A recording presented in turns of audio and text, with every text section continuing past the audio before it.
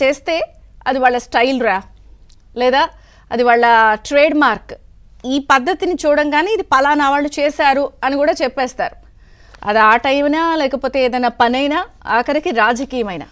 ఎందుకు క్రికెట్లో కూడా చూడండి, ధోని ఒక ట్రేడ్ మార్క్ షాట్ ఏదైనా ఉంది అంటే అది హెలికాప్టర్ షాట్.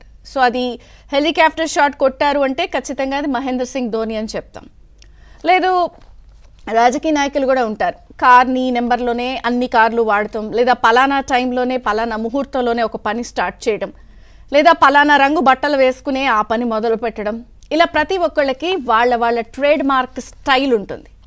మరి ఆంధ్రప్రదేశ్ రాజకీయాల్లో జగన్మోహన్ రెడ్డి గారి ట్రేడ్ మార్క్ స్టైల్ ఏంటి అన్నప్పుడు ఖచ్చితంగా ఎవరైనా సరే గుక్క తిప్పుకోకుండా, అనుమానం రాకుండా, అసలు ఏమాత్రం తడబాటు లేకుండా చెప్పే ఒకే ఒక్క స్టైల్ కుట్రలు, కుతంత్రాలు, ఫేక్ ప్రచారాలు, వదంతులు స్ప్రెడ్ చేయడం, కడుపులో ఒకటి పైకొకటి, లేదా పూర్తి స్థాయిలో జనాన్ని వాటి ద్వారా ఎలా నమ్మించడం.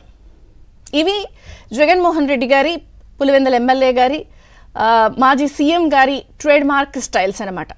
అంటే ఉన్నది లేనట్టు, అక్కడ ఏదో జరిగిపోతున్నట్టు, ఒక పద్ధతుల్లో ఫేక్ ప్రచారాలకి తెరతీయడం, ప్రజల్లోకి ఆ వదంతుల్ని పంపించడం, అవి స్ప్రెడ్ చేయడం, ఆ వాటిలతోనే ప్రజల్ని ఇదిగో నేను చెప్పానా అని చెప్పి నమ్మించడం ఒక పద్ధతి.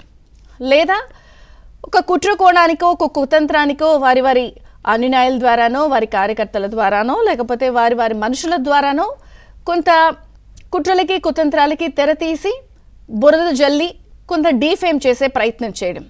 ఇది మొదటి నుంచి కూడా కొంత జగన్ గారు, వారి పార్టీ, వారి నాయకుల స్టైల్గా చాలామంది రాజకీయ నాయకులు విశ్లేషిస్తూ ఉంటారు. ఇప్పుడు మళ్ళీ ఎందుకు చెప్తున్నాము అంటే, ఆంధ్రప్రదేశ్లో కూటమి ప్రభుత్వం ఏర్పడి 3 నెలలు అవుతుంది దాదాపుగా. ఈ 3 నెలల్లోనే చేయని ప్రయత్నం అంటూ లేదు.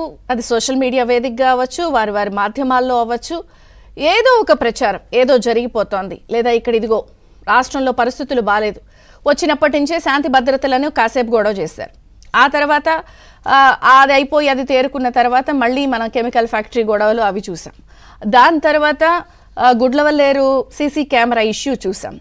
అది మర్చిపోకముందే మళ్ళీ కొంత కృష్ణానదికి వరదలు రావడం, కృష్ణకు వరద పోటెత్తడంతో ప్రధానంగా బుడమేరు సమస్య ద్వారా ఎన్టీఆర్ జిల్లాలో చాలా ప్రాంతాల్లో వరద ముంపుతో ఒక బురద రాజకీయానికి తెరలేపడం, ఆ బురద రాజకీయం ద్వారా మళ్ళీ ఉన్నవి లేనట్టు, లేనివి రకరకాల విషయాలు ప్రచారం చేస్తూ ప్రభుత్వంపై బురద జల్లడం.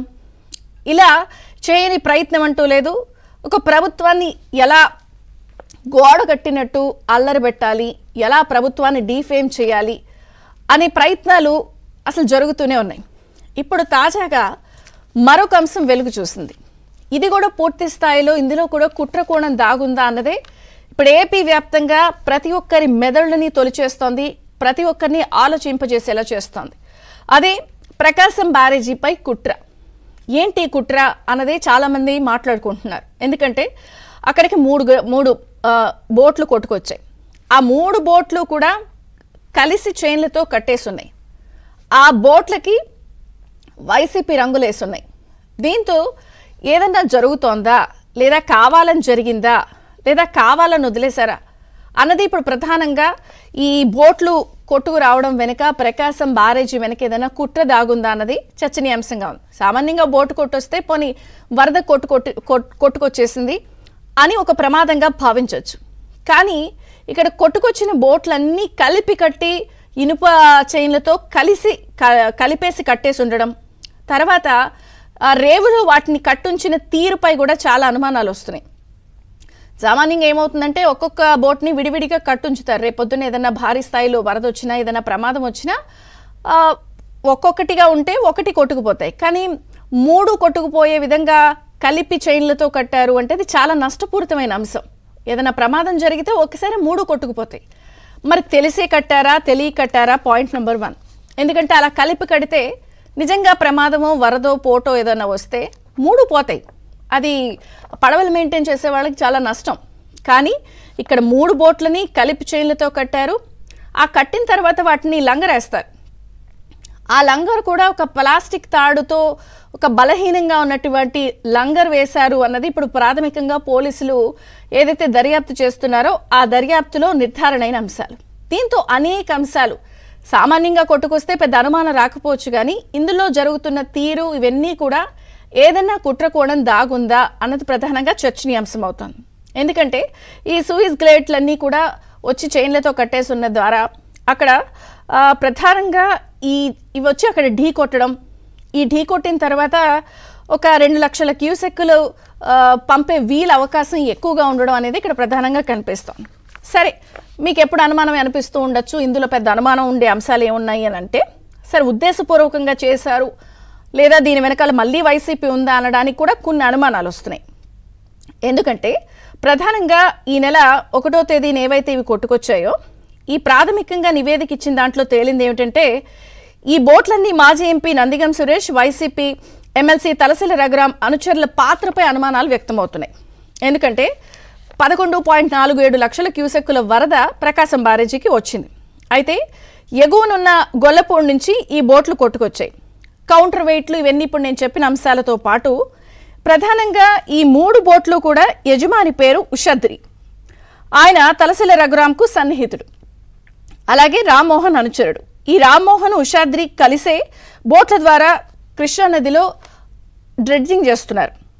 ఇప్పుడు అనుమానాలు ఎందుకంటే ఈ 3 బోట్లపై వైసీపీ రంగులున్నాయి, ప్లాస్టిక్ తాడుతో వీటిని కట్టడం, ఇవి వచ్చి అక్కడ ఢీ కొట్టడం, ఈ మనుషులందరూ కూడా వైసీపీకి సంబంధించిన మనుషులు.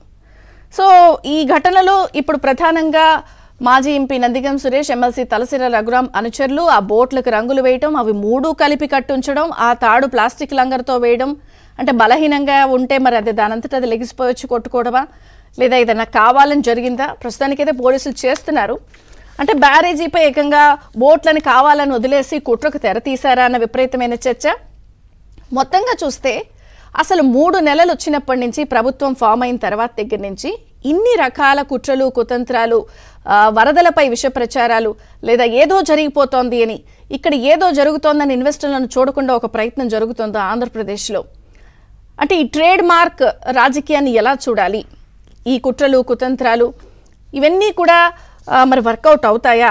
మరి ప్రభుత్వం ఈ అంశంపై మరి శ్రద్ధ పెడుతోందా? పూర్తి స్థాయిలో డిఫేమ్ జరిగే ప్రక్రియ జరుగుతోంది కాబట్టి ఎలా ఎదుర్కొంటారు? ఏముంది, ఎప్పుడు వైసీపీ చేసే సోషల్ మీడియా ప్రచారాలే వాళ్ళకి వలగాటైన పనే, ప్రజలు మాకు అఖండంగా ఇచ్చారు కాబట్టి ఇవన్నీ నమ్మరు అని తేలిగ్గా తీసుకుంటారా? ఎందుకు అంటే ఇవే ప్రచారాలతో 2019లో అప్పుడు జగన్ గారు ముఖ్యమంత్రి అయ్యారు. అప్పుడే అమరావతిపై జమ్మిన విషయాలన్నింటినీ కూడా ప్రజలు నమ్మిన తీరు చూసాం. ఒక కులంపై వేసిన ముద్రను చూసాం. సోషల్ మీడియా ద్వారా ఫేక్గా చేసినటువంటి ప్రచారాలు చూసాం. అయినా ఏముంది, ఇవన్నీ తెలిసినవే, వాళ్ళ అదే స్టైల్ కదా అని లైట్ తీసుకుంటుందా ప్రభుత్వం? లేదా దీనిపై ఏమన్నా ఆలోచిస్తుందా? ప్రస్తుతం ఈ బ్యారేజీపై కుట్ర, బోట్లను కావాలనే వదిలారనే అంశాన్ని ఎంత సీరియస్గా తీసుకుంటుంది? ఈ అన్ని అంశాలు మనం చర్చిద్దాం. చిన్న విరామం తర్వాత